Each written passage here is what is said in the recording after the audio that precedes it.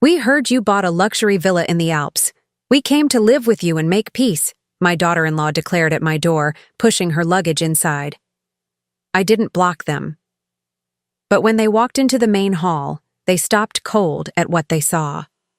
They stood frozen at the sight. "I'm glad to have you here. Follow my story until the end and comment the city you're watching from, so I can see how far my story has reached."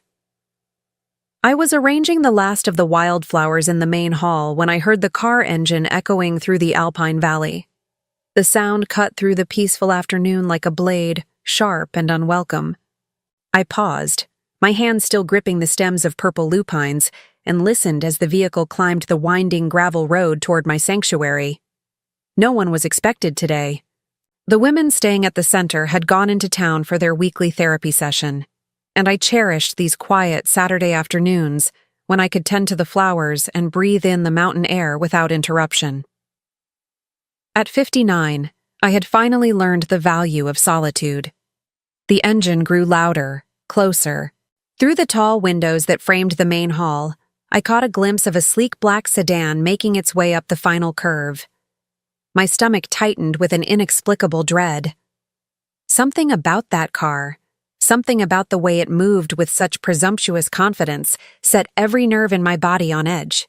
I set down the flowers and smoothed my cotton dress, the same powder blue one I had worn to my divorce proceedings 15 years ago.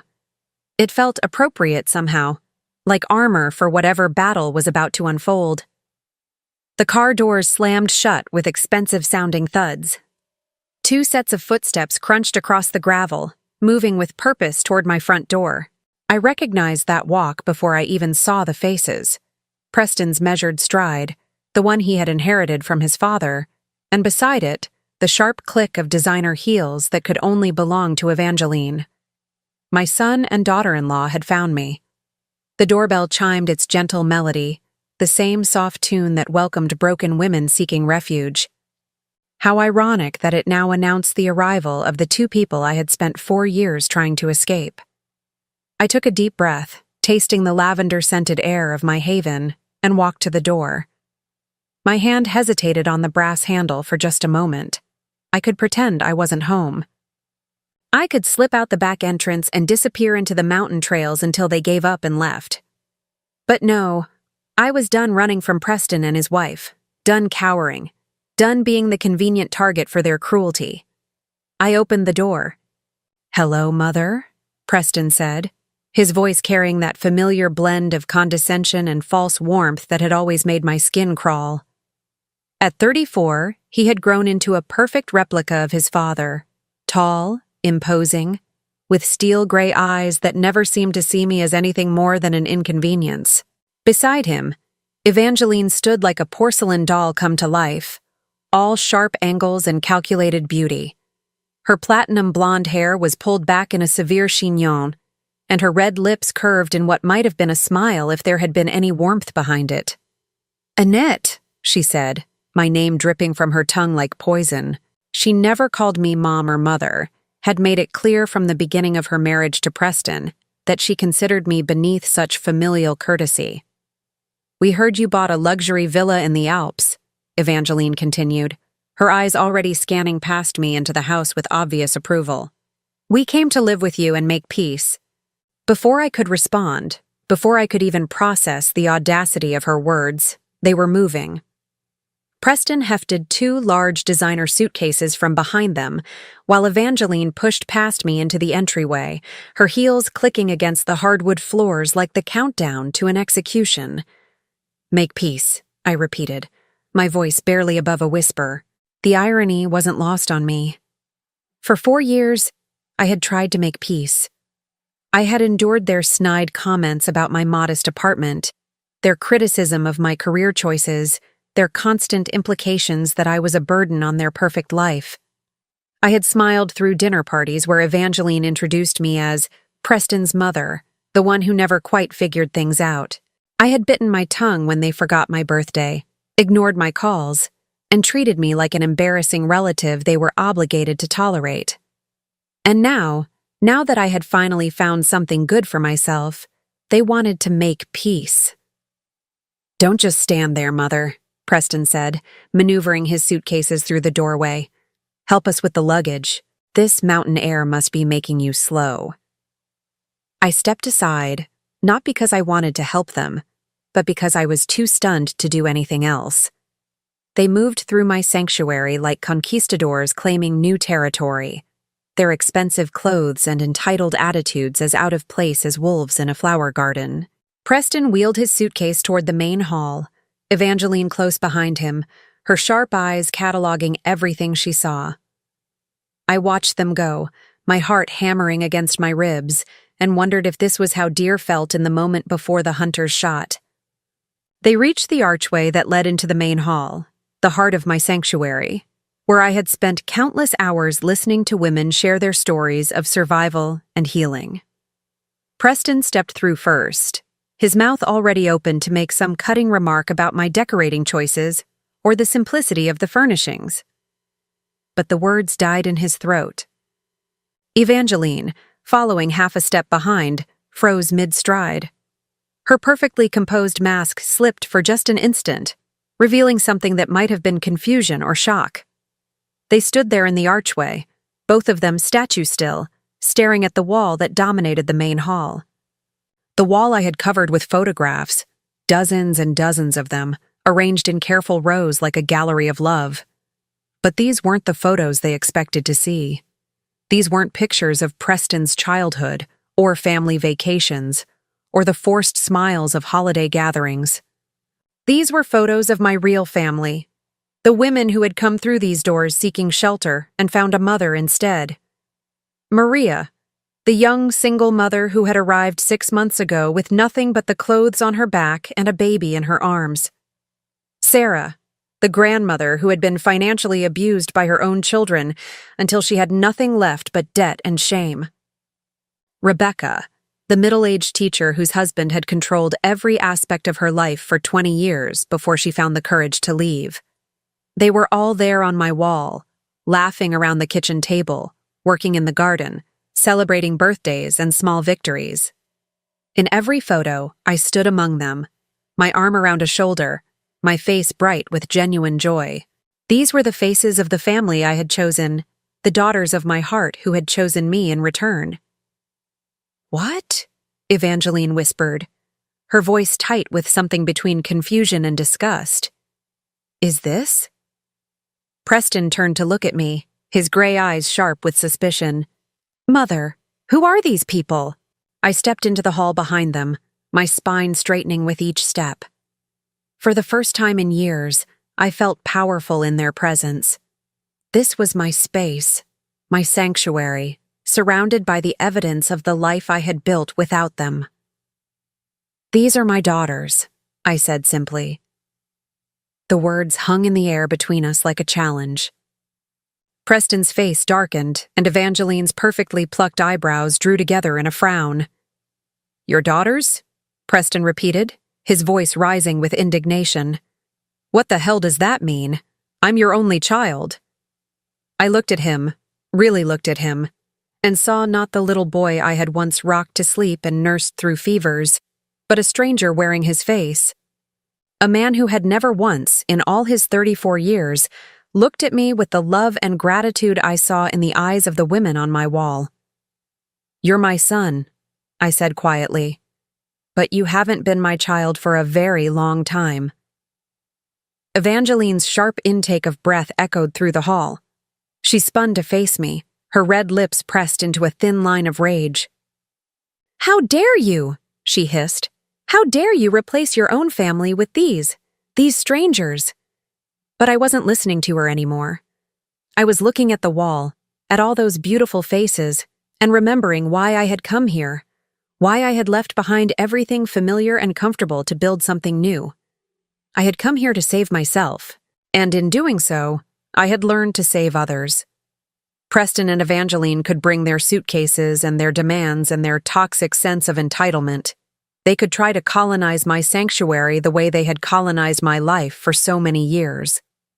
But they couldn't take away what I had found here. They couldn't destroy the family I had chosen, the love I had earned, the peace I had fought to build. Not anymore. I think," I said, my voice steady and calm. "We need to talk." The silence that followed my words was deafening.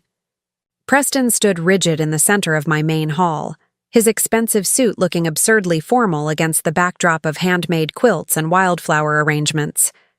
Evangeline had positioned herself near the fireplace, one manicured hand resting on the mantel as if she were claiming ownership of the space. "Talk about what exactly?" Evangeline's voice cut through the quiet like shards of glass. "About how you've been living some fantasy life up here while completely ignoring your real family?" I felt that familiar tightness in my chest, the same sensation I had experienced countless times during their visits over the years. The feeling of being small, wrong, somehow deficient in ways I could never quite identify or correct. But this time, something was different. This time, I was standing in my own sanctuary, surrounded by the evidence of the life I had built, the love I had earned. "My real family," I repeated slowly, tasting the words. "Tell me, Preston, when was the last time you called me? Not because you needed something, not because it was a holiday, but just because you wanted to hear my voice?" Preston's jaw tightened. "I don't have time for emotional manipulation, Mother. Evangeline and I have had a difficult year. My business has been struggling, and we thought it would be good for all of us to spend some time together." "Struggling," I said, the pieces beginning to fall into place. "Is that what you call it?" Evangeline shot Preston a warning look, but he was already talking, his words tumbling out with the careless confidence of someone who had never been denied anything he wanted. "The real estate market has been brutal," he said. "We've had to make some adjustments. Downsize the house, let the housekeeper go. It's been stressful. When we heard you had bought this place, we thought it was perfect timing." Perfect timing. I almost laughed. They had ignored me for 4 years, treated me like an embarrassment, made it clear that my presence in their lives was barely tolerated. And now, when they needed something, they showed up with suitcases and talked about making peace. "How did you find me?" I asked. "Your old neighbor," Evangeline said with obvious satisfaction. "Mrs. Chen. She was very chatty about your sudden windfall. A villa in the Swiss Alps," she said. Very impressive for someone who spent her life working as a nurse. The way she said nurse made it sound like a dirty word. As if caring for people, healing them, helping them through their darkest moments was somehow beneath consideration. It was the same tone she had always used when referring to my career, my choices, my life. "I worked as a nurse for 37 years, I said quietly. "I saved lives. I held hands with dying patients so they wouldn't be alone. I helped bring new life into the world. I'm proud of that work." "Of course you are," Evangeline said, her voice dripping with condescension. "And now you get to play house with all these random women. How fulfilling for you." She gestured dismissively at the photographs covering the wall. In one frame, Maria beamed at the camera while holding her 6-month-old daughter. In another, Sarah knelt in the garden, her hands dirty with soil, her face bright with accomplishment. Every picture told a story of healing, of women finding their strength again after being broken by people who were supposed to love them. "They're not random women," I said, my voice growing stronger. "They're survivors. They've been through hell, and they're rebuilding their lives. Just like I was rebuilding mine." "Was rebuilding?" Preston caught the past tense immediately. "What does that mean?" I looked at him, this man who shared my DNA but seemed completely foreign to me, and made a decision. They had barged into my sanctuary demanding answers. They wanted the truth. They could have it. "It means I'm done rebuilding," I said. "I've built something beautiful here, something meaningful. Something that has nothing to do with either of you." Preston's face flushed red. "What the hell is that supposed to mean?" "It means that for 4 years, I've been learning what it feels like to be appreciated, to be needed, not for my money or my willingness to absorb abuse, but for who I am. These women see me as a source of strength, of wisdom, of comfort. They call me when they're scared, They ask my advice when they're confused. They celebrate with me when they have good news. I turned to look at the photographs again, my heart swelling with love for every face I saw. Maria was 19 when she got here, pregnant and homeless because her parents kicked her out for refusing to marry the man who assaulted her. She didn't speak English very well, and she was terrified of everything. I taught her to cook American food, helped her practice her English, held her hand during labor when her daughter was born. She calls me abuela now, grandmother. Evangeline rolled her eyes. How touching. But I wasn't finished. Sarah's children stole her retirement money and then dumped her in a state nursing home when she couldn't afford her mortgage anymore. She was suicidal when she arrived here. Now she runs our garden program and teaches the younger women about financial literacy so they never have to depend on anyone the way she depended on her kids. Mother, this is all very interesting, Preston interrupted. But I don't see what it has to do with us. We're here to reconnect as a family. Reconnect, I repeated.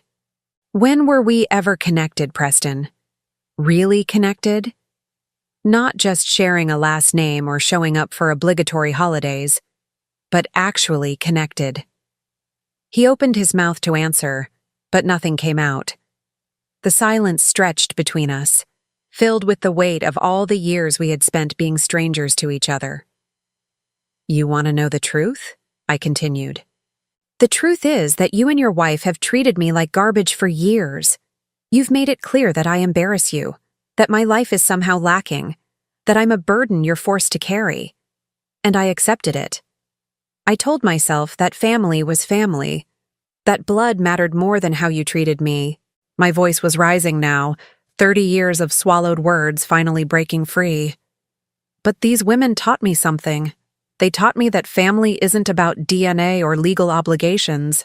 It's about love, respect, mutual support. It's about showing up for each other not just when it's convenient, but when it's hard.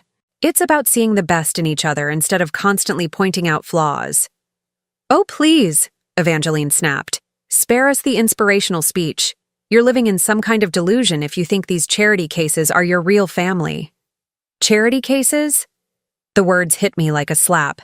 Is that what you think? That these women are somehow less than you? Aren't they? She shot back. Homeless women, addicts, abuse victims. What exactly do they contribute to your life besides making you feel needed? I stared at her, this woman who had married into my family and spent years systematically dismantling my relationship with my son. This woman who measured human worth by bank accounts and social status, who saw kindness as weakness and compassion as foolishness. They contribute everything, I said quietly. They contribute honesty, gratitude, love without conditions. They contribute their stories, their strength, their hope. They contribute the kind of family bond that can't be bought or inherited. It has to be earned. I walked closer to the wall of photographs, my fingers tracing the frame around a picture of all of us together at Christmas last year. We had made dinner from scratch, sung carols around the piano, exchanged handmade gifts. It had been the most beautiful Christmas of my life. You want to know why I never told you about this place? I said, turning back to face them. Because I knew you'd react exactly like this. With judgment, with disdain, with complete inability to understand why anyone would choose love over luxury. Preston's face was dark with anger. So what are you saying? That we're not welcome here? That you're choosing these strangers over your own son? I'm saying that you made your choice about our relationship a long time ago. You chose to see me as an obligation instead of an opportunity. You chose criticism over compassion, judgment over understanding. And now you want to waltz in here because you need something and suddenly I'm supposed to forget all of that? Evangeline pushed herself away from the mantel, her eyes blazing with fury. You're being ridiculous, Annette. We came here to rebuild our relationship, and you're throwing it back in our faces because of some misguided sense of martyrdom. Martyrdom? I laughed, but there was no humor in it. You think this is martyrdom? This is liberation. For the first time in my adult life, I'm surrounded by people who value me for who I am, not what I can provide them. The truth was pouring out of me now like water from a broken dam. All the years of hurt, of trying to be good enough, of accepting crumbs of affection and calling it love.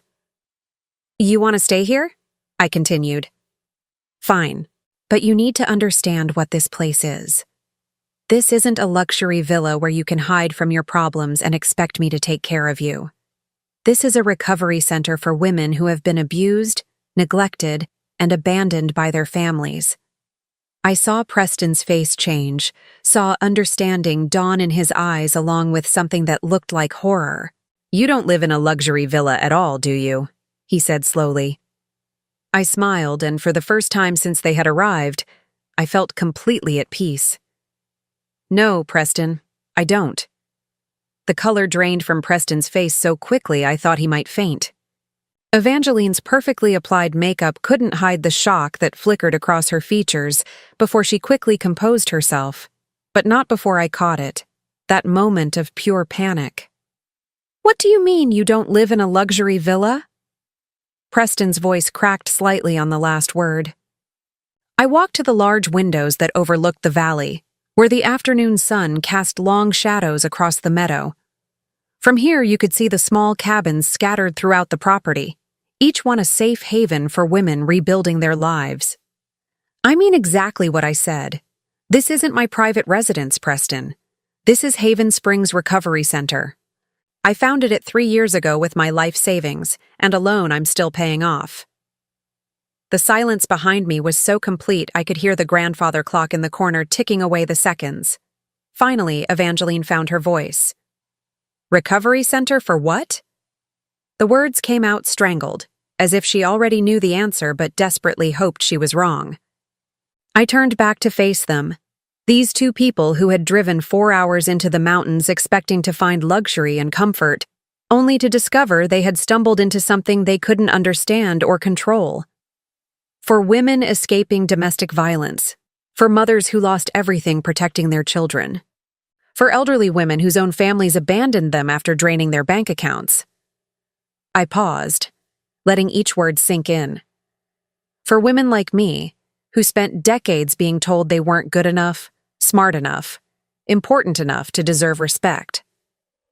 Preston sank into one of the worn but comfortable armchairs we had arranged in a circle for group therapy sessions. His expensive suit looked ridiculous against the hand-knitted throw pillows, like a snake trying to hide among flowers. But Mrs. Chen said you had money, he said weakly. She said you bought a villa. I did buy this property for $300,000, which represented every penny I had saved over 37 years of nursing, every overtime shift, every holiday I worked instead of taking vacation, every sacrifice I made thinking I was building something for your future. The irony wasn't lost on me. All those years I had denied myself small pleasures, telling myself I was being responsible, saving for Preston's education, for his wedding, for the grandchildren I hoped to spoil someday. Instead, I had finally spent that money on myself, on creating something meaningful. 300,000? Evangeline's voice was barely above a whisper. That's all? The naked disappointment in her tone might have hurt me once. Now it just confirmed everything I had suspected about their motivations for this unexpected visit. I'm sorry to disappoint you, I said dryly. I know you were probably hoping for something a bit more substantial. Preston's head snapped up. That's not. We didn't come here for money. But his denial was too quick, too defensive. And Evangeline's face had gone pale beneath her foundation, the carefully applied rouge standing out like war paint on her suddenly ashen cheeks. Of course you did, I said, and for the first time in years, I felt completely calm in their presence. The question is, how much trouble are you in? Preston's mouth opened and closed like a fish gasping for air. Evangeline shot him a warning look that could have frozen fire, but it was too late. The truth was written all over his face. We're not in trouble, Evangeline said quickly. We've just been going through a rough patch. Preston's real estate business is cyclical, and we thought it would be nice to spend some time with family while things turn around. Family. The word felt foreign coming from her lips. In 8 years of marriage to my son, Evangeline had made it crystal clear that I was not her family.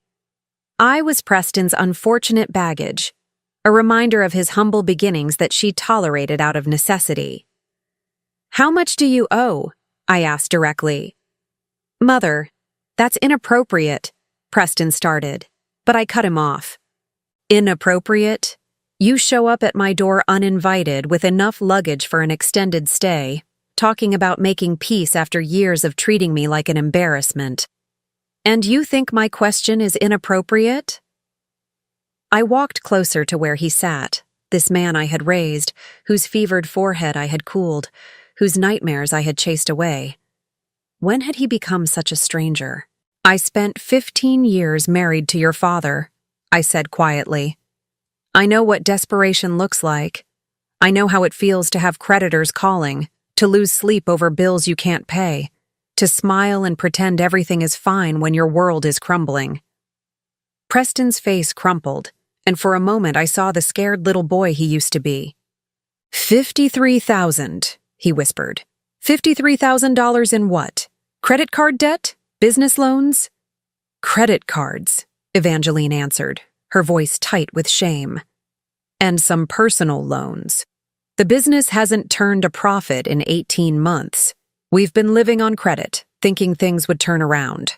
I felt a familiar tightness in my chest, the same feeling I used to get when Preston was small and had hurt himself. The instinct to fix, to help, to make the pain go away. But I was older now, and hopefully wiser. "So you decided to come here and what? Move in with me until you got back on your feet? Live off my generosity while you figured things out?" "We thought we could help each other," Preston said, his voice gaining strength as he warmed to his story. "You're getting older, living alone up here in the mountains. It seemed like we could provide companionship, help with maintenance, maybe contribute to expenses." "Contribute to expenses," I repeated. "With what money?" The question hung in the air like smoke from a dying fire. Through the large windows, I could see Sarah in the garden, teaching 2 of the newer residents how to plant herb seedlings. She was 68 years old, her hair silver white in the afternoon sun, her face creased with laugh lines earned through surviving her children's betrayal and finding joy again. "You want to know the difference between you and the women who live here?" I said, my voice soft but steady. "They're honest about their situations. They don't show up with elaborate stories about wanting to spend time together or help each other. They say, 'I have nowhere to go, I have nothing left, I need help.' They ask instead of demanding. They're grateful instead of entitled." Evangeline's composure finally cracked. "Entitled? How dare you? We're your family." "Are you?" I turned to face her fully. "Because family doesn't disappear for months at a time and then resurface only when they need something.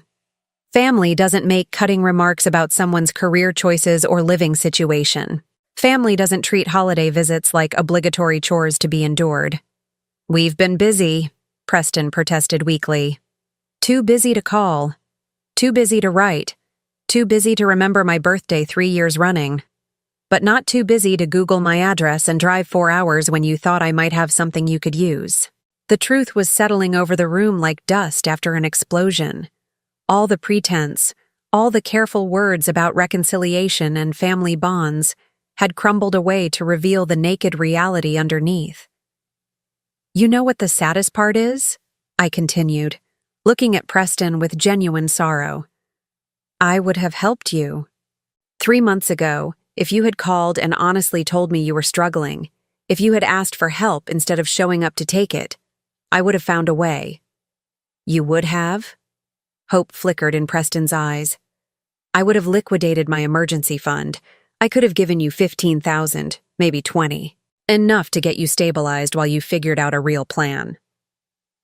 Evangeline's sharp intake of breath told me she was doing the math. $15,000 wouldn't solve their problems, but it would have bought them time. "But you didn't ask," I said. "You assumed. You planned. You showed up here expecting to move into what you thought was my luxury villa and live off my success without ever acknowledging your failures or asking permission. Through the windows, I watched as Maria emerged from one of the cabins, her baby daughter on her hip. She waved at Sarah in the garden, called out something that made the older woman laugh. This was what family looked like. People choosing to be there for each other. People finding joy in simple moments. People building something beautiful together, despite starting with nothing. The women here work for what they receive, I said, turning back to Preston and Evangeline. They help with cooking, cleaning, childcare. They attend counseling sessions, participate in life skills workshops, contribute to the community however they can. Some of them have been here for 6 months, some for over a year. They stay as long as they need to, as long as they're working toward independence. Are you offering us the same deal? Evangeline asked, her voice sharp with suspicion. I studied her face, this woman who had never worked a day in her life, who measured her worth by her husband's income and her social circle's approval. Could she empty bedpans for elderly residents? Could she sit with crying women and offer comfort without judgment? Could she plant vegetables in the garden and feel pride in feeding people who had nothing? I'm offering you a choice, I said finally. You can stay here and participate in the program just like everyone else. You'll share a cabin, help with daily operations, attend group sessions about financial responsibility and healthy relationships. You'll work toward a plan for independence that doesn't involve depending on other people to solve your problems. The offer hung between us like a bridge neither of them seemed willing to cross. Preston looked at Evangeline, seeking permission or guidance. Evangeline stared at me with a mixture of horror and disbelief. Or, I continued, you can leave, right now. Drive back down that mountain road and figure out your own solution to your own problems. That's it? Preston's voice cracked with indignation. Those are our only options? Those are your only options here, I corrected. What you do after you leave is entirely up to you. The grandfather clock chimed 4 times, marking another hour in this day that had started so peacefully. Soon the women would return from their therapy session, and we would gather in the kitchen to prepare dinner together. It was my favorite part of each day. The cooking, the laughter, the sense of belonging that came from being genuinely useful to people who appreciated my presence. Preston and Evangeline could be part of that world if they chose it. They could learn what it meant to contribute instead of consume, to earn love instead of demanding it, to find meaning in service instead of in taking. But looking at their faces, seeing the disgust and entitlement written there as clearly as words on a page, I already knew what their choice would be. We need time to think, Evangeline said finally. Of course, I replied. Take all the time you need. Just remember, this is a working recovery center, not a hotel. If you stay tonight, you'll be expected to help with dinner preparation and cleanup. Breakfast is at 7, and everyone contributes. As if summoned by our conversation, the sound of car doors slamming echoed across the valley. The women were returning, their voices carrying on the mountain air as they climbed out of the van that had taken them to town. Preston and Evangeline both looked toward the windows, watching as 6 women of various ages made their way toward the main building. They moved like people who belonged here, comfortable in their surroundings, at home in their sanctuary. Think carefully about your choice, I told my son and his wife. Because whatever you decide, it's going to change everything. The sound of women's voices grew louder as they approached the main house, a chorus of conversation and laughter that had become the soundtrack of my new life. I watched Preston and Evangeline stiffen as the group drew nearer, their discomfort palpable as they realized they were about to meet the people I had chosen as my real family. The front door opened with a gentle creak, followed by the familiar sounds of arrival. Shoes being kicked off, bags being set down. The easy chatter of people returning to a place where they belonged. "Annette!" Maria's voice called out in accented English. "We brought you something from the market!" Before I could respond, she appeared in the archway to the main hall. Her 18-month-old daughter Elena balanced on her hip. Maria's face glowed with the kind of contentment I had rarely seen in my years with Preston and Evangeline, the joy of someone who had found safety after living in fear. She stopped short when she saw my unexpected guests, her smile faltering slightly as she took in their expensive clothes and hostile expressions. "Oh," she said quietly, shifting Elena to her other hip protectively. "I'm sorry. I didn't know you had company." "It's fine, sweetheart," I said, moving toward her with the kind of warmth I had learned to show freely here. "Maria, I'd like you to meet my son Preston and his wife Evangeline. They've come for a visit." Maria's face brightened immediately, the way it always did when she thought something good was happening for someone she cared about. "Your son! How wonderful! You must be so excited to see him." She turned to Preston with genuine enthusiasm. "Annette talks about you all the time. She's so proud of you." I felt my cheeks burn with embarrassment. It was true. I had talked about Preston often during those early months at Haven Springs, sharing memories of his childhood, expressing hope that someday we might repair our relationship. Maria didn't know about the years of coldness, the dismissive remarks, the casual cruelty that had finally driven me away. Preston's response was everything I had feared it would be. "I'm sure she does," he said, his tone flat and dismissive. He didn't stand up from his chair, didn't offer to shake Maria's hand, didn't acknowledge Elena's presence at all. Instead, he looked Maria up and down with barely concealed distaste, taking in her simple jeans and second-hand sweater, her work-worn hands, her accent. Maria's smile wavered, confusion clouding her dark eyes. She was 21 years old and had seen enough cruelty in her short life to recognize it instantly. "Preston," I said sharply, but he was already talking. "Mother's been playing house up here, I see," he said to Evangeline, loud enough for Maria to hear. Very charitable of her to take in strays. The word strays hit Maria like a physical blow. I watched her face crumble, watched her instinctively hold Elena closer to her chest.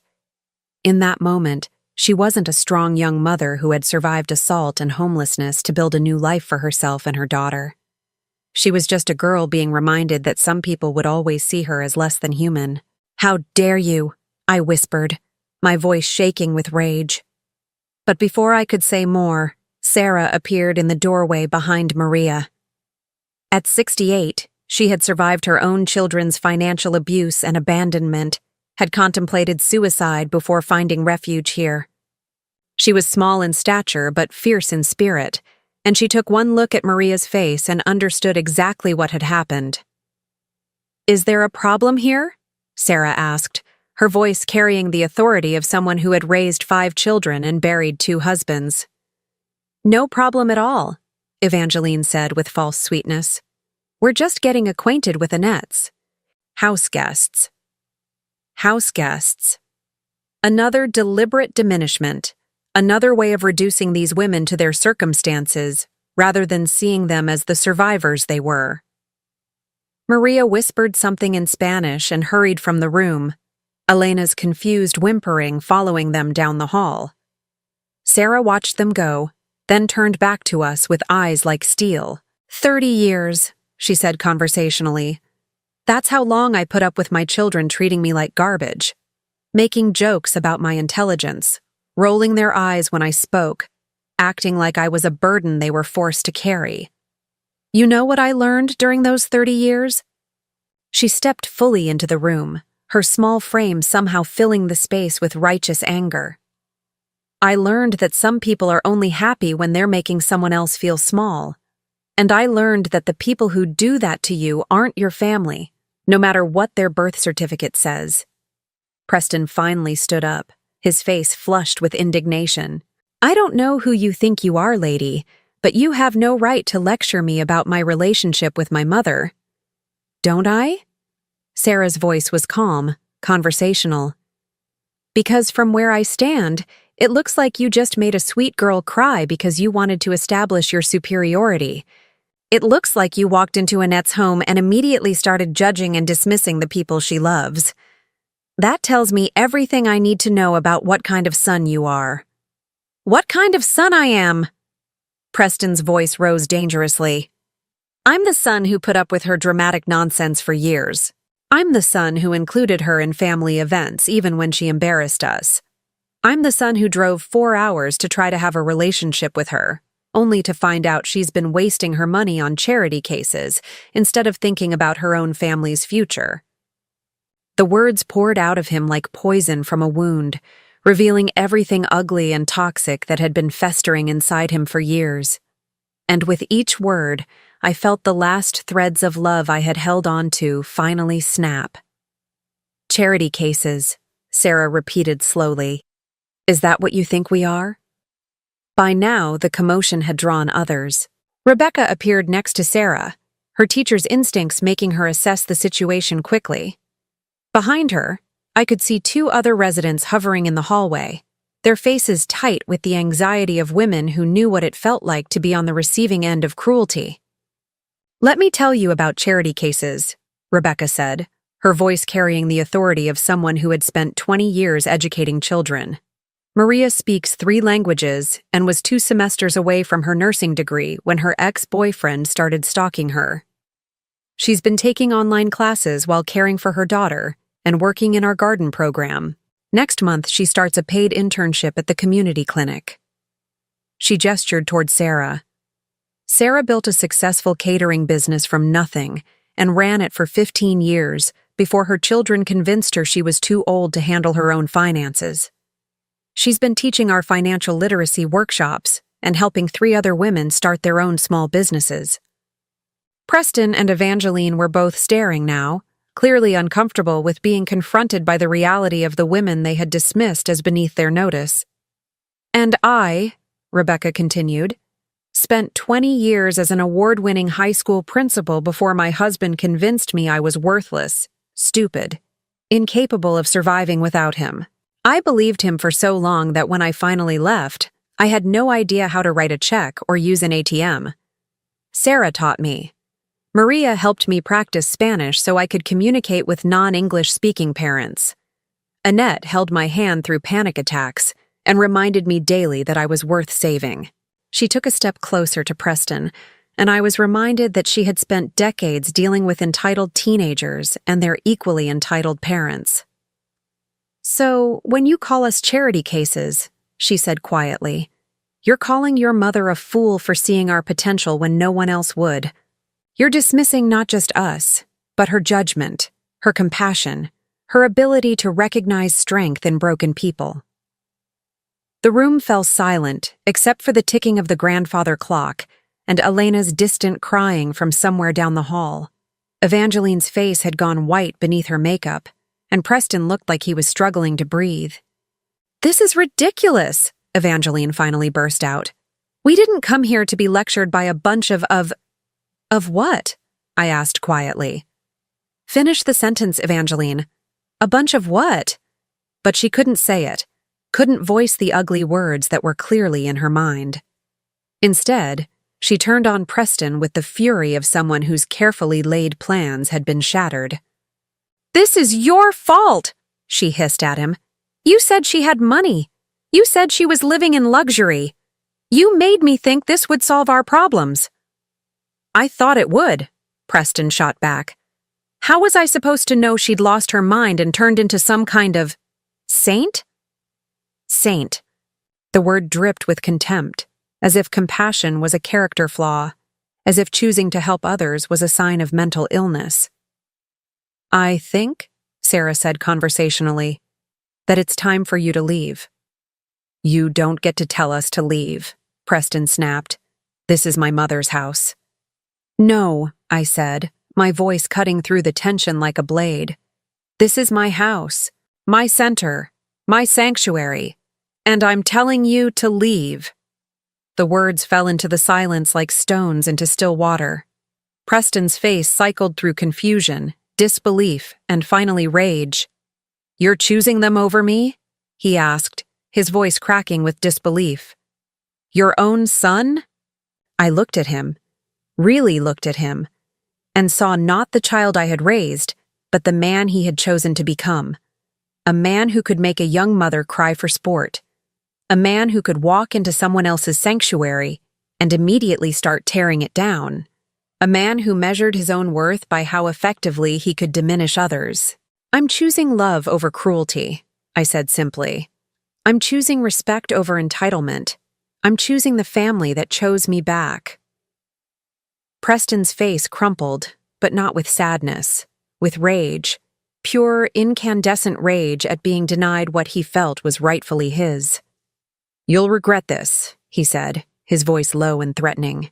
"We drove all the way up here to give you another chance, and you're throwing it away for these people. When you're old and sick and alone, don't come crying to us."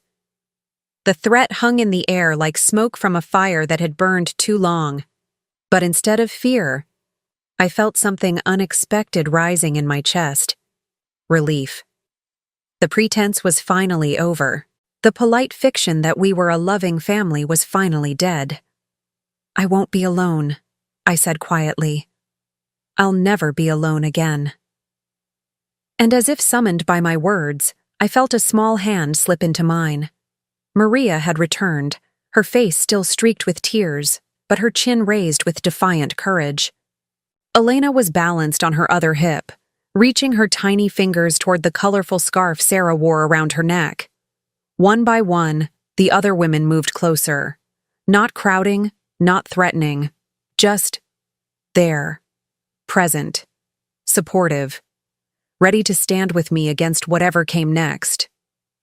Looking at their faces, at Maria's determined courage, at Sarah's fierce loyalty, at Rebecca's quiet strength, I realized that Preston was wrong about one thing.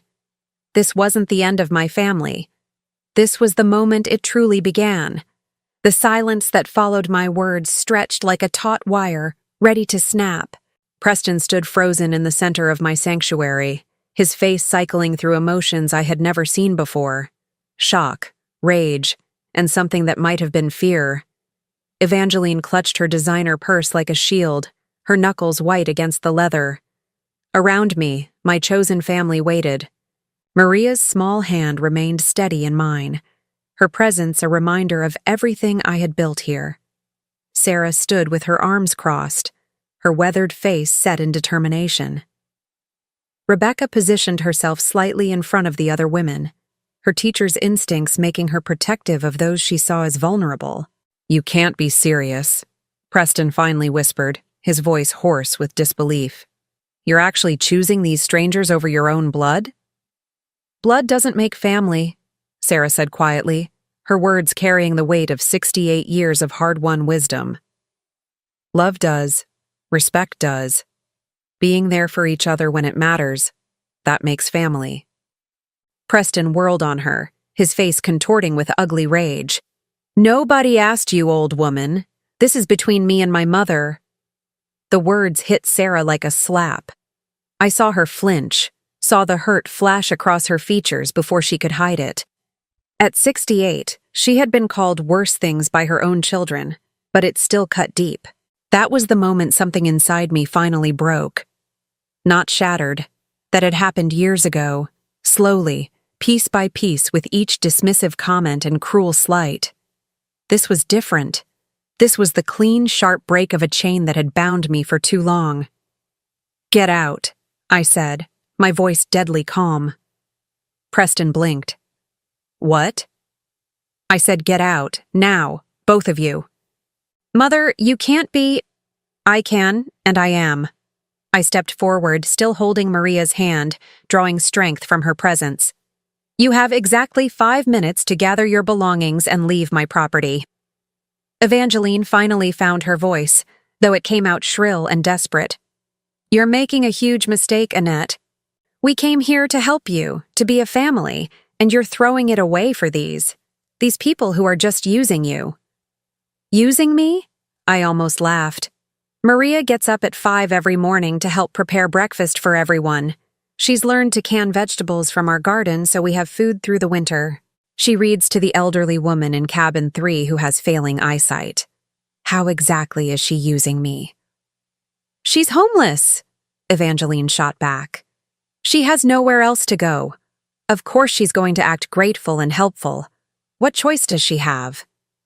Maria's grip tightened on my hand, but when I looked at her, I saw not hurt, but pity. Pity for a woman who couldn't understand that gratitude could be genuine, that help could be offered without expectation of repayment. "You're right," Maria said quietly, her accent making her words sound like music after Evangeline's harsh tones. "I was homeless. I had nowhere to go. But Annette didn't just give me a place to sleep, she gave me hope. She saw something in me that I couldn't see in myself." She shifted Elena to her other hip, the little girl babbling contentedly as she played with her mother's necklace. "Before I came here, I thought I was broken, used up. That man, he made me believe I was nothing. But Annette, she told me every day that I was strong, that I was worthy of love, that I had a future. She helped me see that what happened to me didn't define me." Maria's voice grew stronger as she spoke, the tremor of old fear replaced by quiet confidence. "Next month, I start working at the clinic full-time. In 2 years, I finish my nursing degree. In 5 years, I want to open my own practice in a underserved community, helping other women like me. None of that would be possible without Annette believing in me first." She looked directly at Preston, her dark eyes fearless. "So yes, I needed her help, but she needed mine too. She needed to remember what it felt like to be appreciated, to be valued for who she is instead of what she can provide." We saved each other.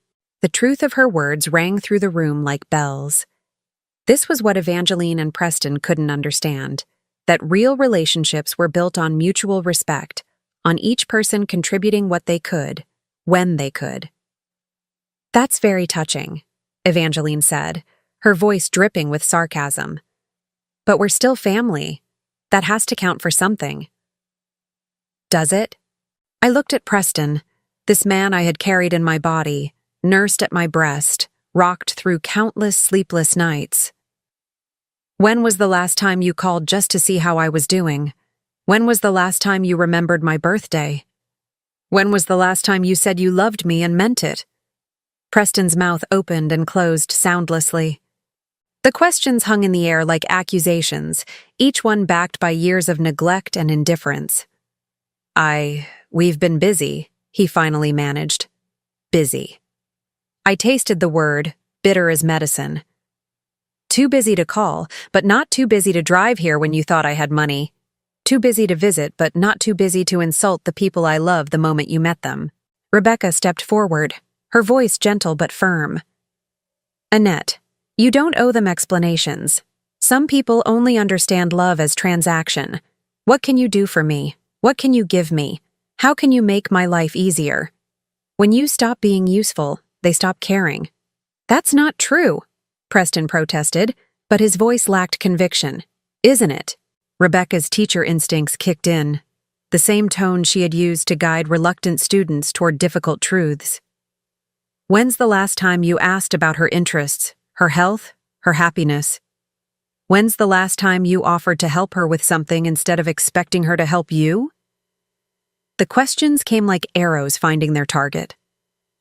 Preston's face flushed red, then drained to pale. Beside him, Evangeline shifted uncomfortably, her carefully applied makeup beginning to smudge under the stress. "We didn't know she needed help," Evangeline said weakly.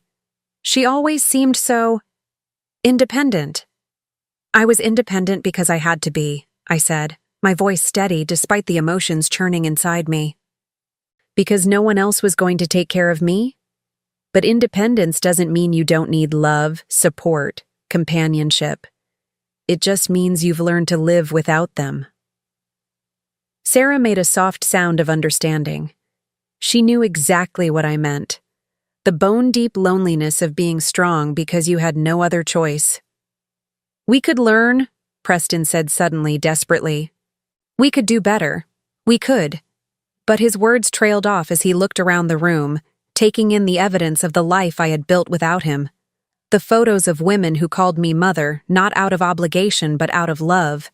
The comfortable furniture worn smooth by countless conversations and shared meals. The peace that permeated every corner of this place like a benediction. He saw it finally. He saw what he had lost through his own choices, his own cruelty. And instead of humbling him, it seemed to make him angry. "This is insane," he said, his voice rising. "You're throwing away your real family for a bunch of damaged women who remind you what it feels like to be needed. This isn't love, Mother. It's pathology." The word hit like a physical blow. Pathology. As if caring for others, as if finding purpose in service, as if building something beautiful from broken pieces was a sign of sickness instead of strength. "Maybe you're right," I said quietly. "Maybe there is something wrong with me. Maybe I am damaged, pathological, beyond redemption." Preston's face lit up with triumph, thinking I was finally agreeing with him. "But you know what?" I continued, my voice growing stronger. "I'd rather be broken and surrounded by love than whole and surrounded by people who only care about what I can do for them." The triumph faded from Preston's face like water from a broken cup. "And if that makes me pathological," I said, looking around at the women who had chosen to stand with me, "then I'm proud to be sick." Maria squeezed my hand. Sarah nodded approval. Rebecca smiled with the fierce joy of someone watching a student finally master a difficult lesson. "Time's up," I said to Preston and Evangeline. "Get your bags and go." For a moment, I thought Preston might refuse. He stood there, fists clenched, face red with rage and humiliation. Then Evangeline grabbed his arm, her survival instincts finally kicking in. "Come on," she hissed. "Let's get out of here. This place is crazy anyway." They gathered their expensive luggage with jerky, angry movements, muttering to each other in voices too low to understand. At the doorway, Preston turned back one last time. "Don't call us when you need help," he said, his voice thick with venom. "Don't come crawling back when these people move on and leave you with nothing." I looked at him, this stranger wearing my son's face, and felt only sadness. "I won't," I said simply. The front door slammed behind them with a finality that echoed through the house. Through the windows, I watched them throw their bags into their expensive car and drive away, their tires spitting gravel in their haste to escape. As the sound of their engine faded into the mountain silence, I realized I was crying. Not from grief exactly, but from something deeper, the relief of finally letting go of something that had been poisoning me for years. Maria's arm slipped around my waist. Sarah moved to my other side, her weathered hand patting my shoulder with gentle comfort. Rebecca began gathering the scattered throw pillows that had been displaced during the confrontation, restoring order to our sanctuary. "It hurts now," Sarah said quietly, her voice full of understanding. "But it gets better. The peace that comes after you stop trying to earn love from people who were never going to give it freely.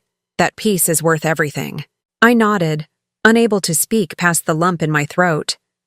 Outside, the sun was beginning to set behind the mountains, painting the sky in shades of gold and rose. It was going to be a beautiful evening. And for the first time in years, I was going to enjoy it without waiting for the phone to ring, without wondering when the next crisis would require my attention, without the constant low-grade anxiety that came from trying to maintain relationships with people who saw me as a resource rather than a person. "Dinner?" Rebecca asked gently. "Dinner," I agreed, wiping my eyes. "Let's make something special tonight. We have something to celebrate." As we moved toward the kitchen together, my chosen family surrounding me with warmth and acceptance, I realized Preston had been wrong about one thing. These women weren't going to leave me with nothing. They had already given me everything. 2 years have passed since that afternoon when Preston and Evangeline drove away from my sanctuary, their expensive car disappearing down the mountain road like a bad dream fading in daylight.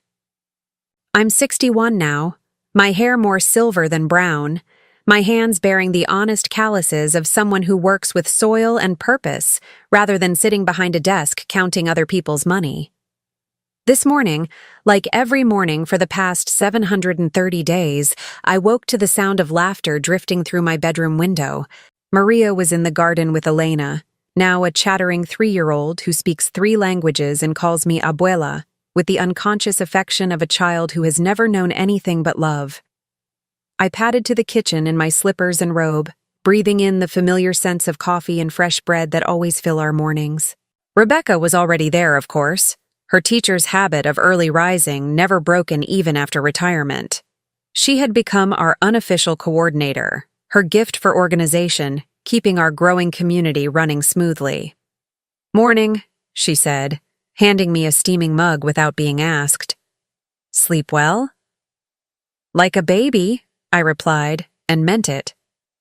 The insomnia that had plagued me for decades, the anxious tossing and turning that came from constantly worrying about other people's approval, had vanished the day I stopped caring whether Preston would ever love me the way I deserved. Through the kitchen window, I could see the changes that 2 years had brought to Haven Springs. We had expanded from 6 cabins to 12, each one home to women rebuilding their lives after escape from toxic situations. The garden that had started as Sarah's small herb plot now covered 2 acres, providing fresh vegetables for our table and surplus for the local food bank.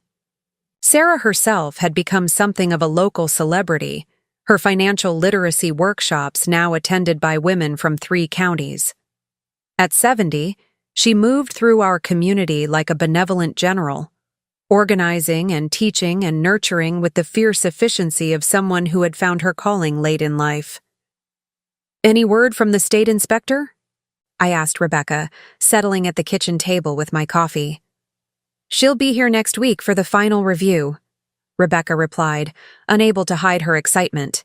"If we pass, and we will, Haven Springs officially becomes a licensed residential facility. That means state funding, insurance reimbursements, the ability to help twice as many women." The achievement felt surreal.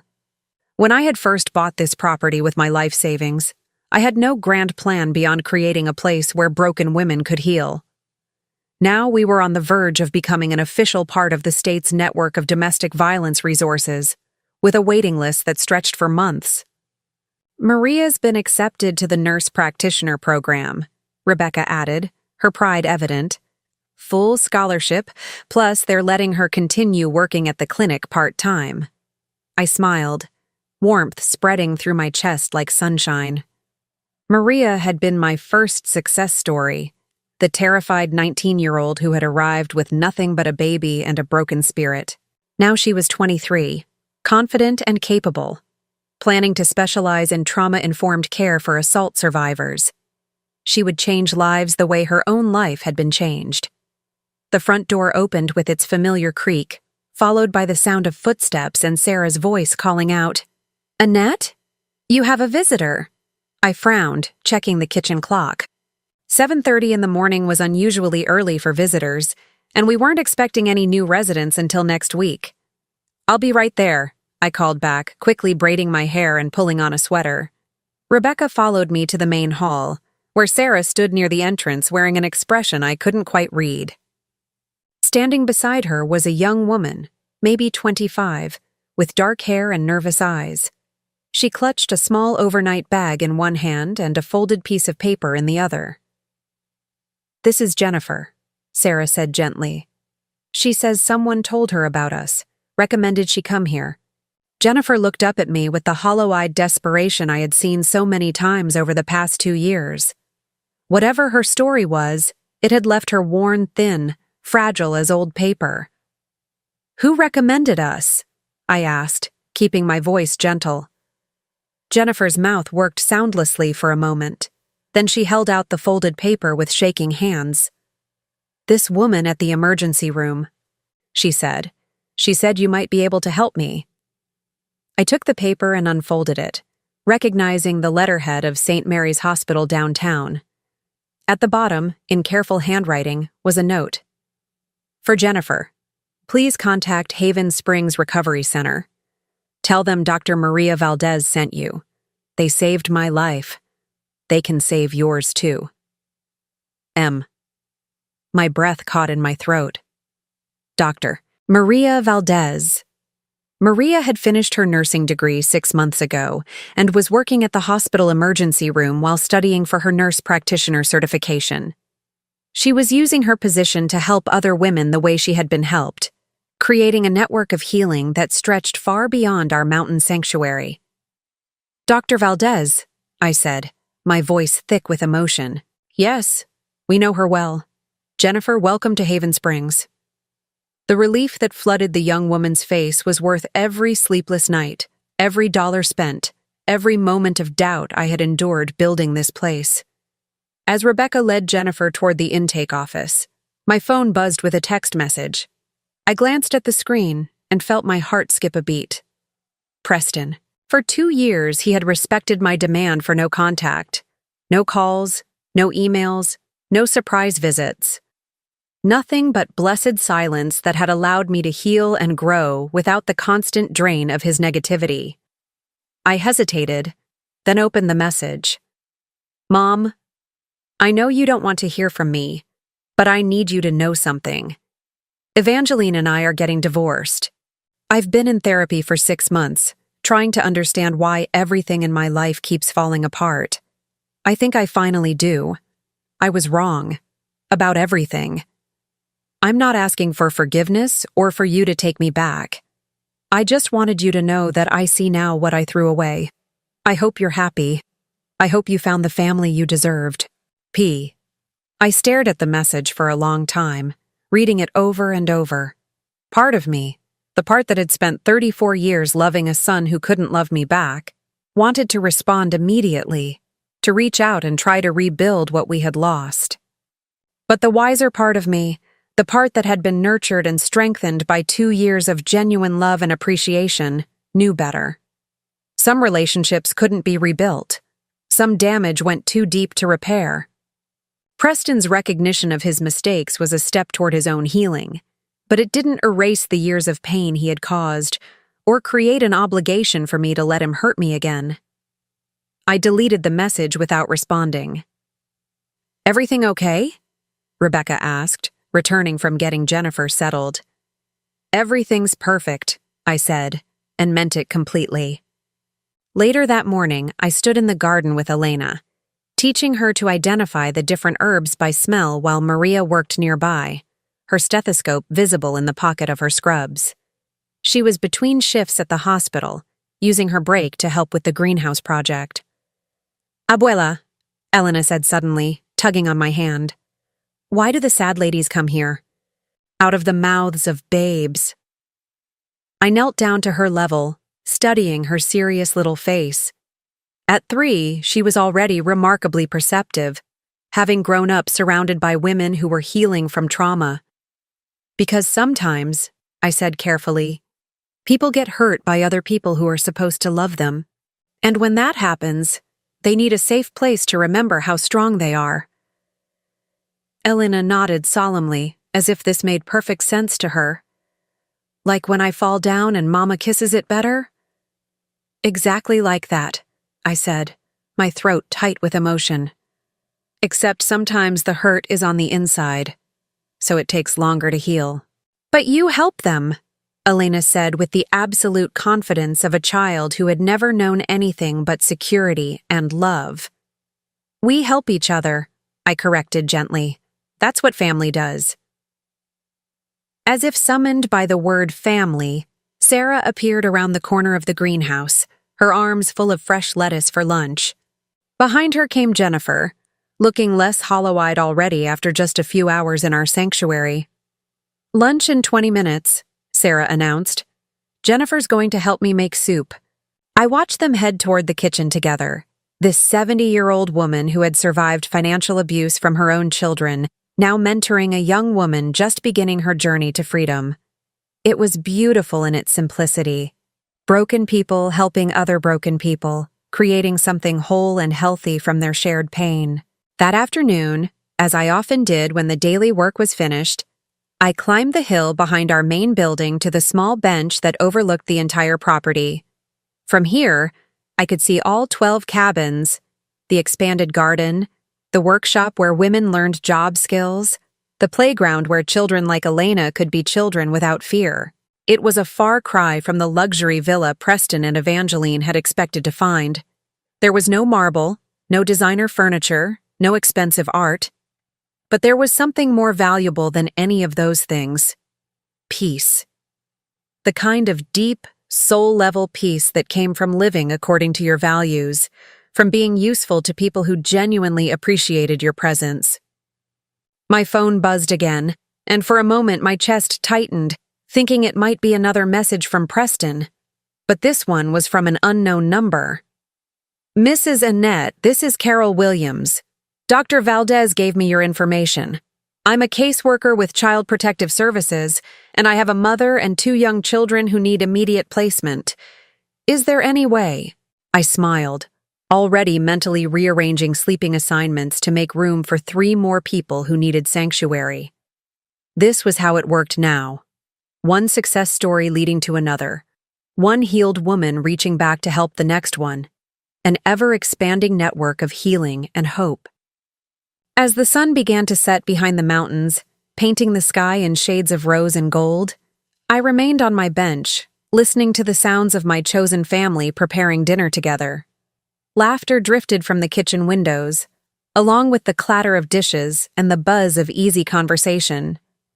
Preston had been wrong about so many things, but perhaps most wrong about this. These women hadn't used me and moved on. They had stayed, in their way. Even those who had graduated from our program and moved into independent lives maintained connections, sending photos and updates, bringing their children for visits, contributing to our community in whatever ways they could. Maria would finish her nurse practitioner degree and likely move away to start her practice. But she would always be my daughter in the ways that mattered. Sarah would age and eventually need care herself, but she would do it surrounded by the love she had earned through service.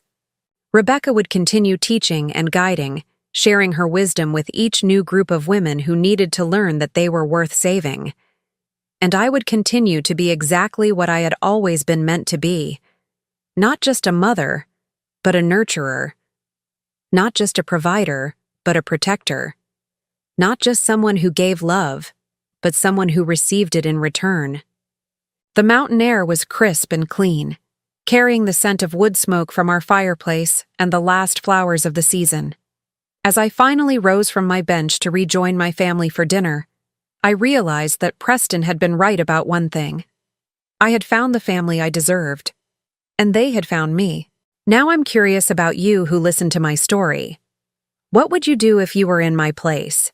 Have you ever been through something similar? Comment below. And meanwhile, I'm leaving on the final screen 2 other stories that are channel favorites, and they will definitely surprise you.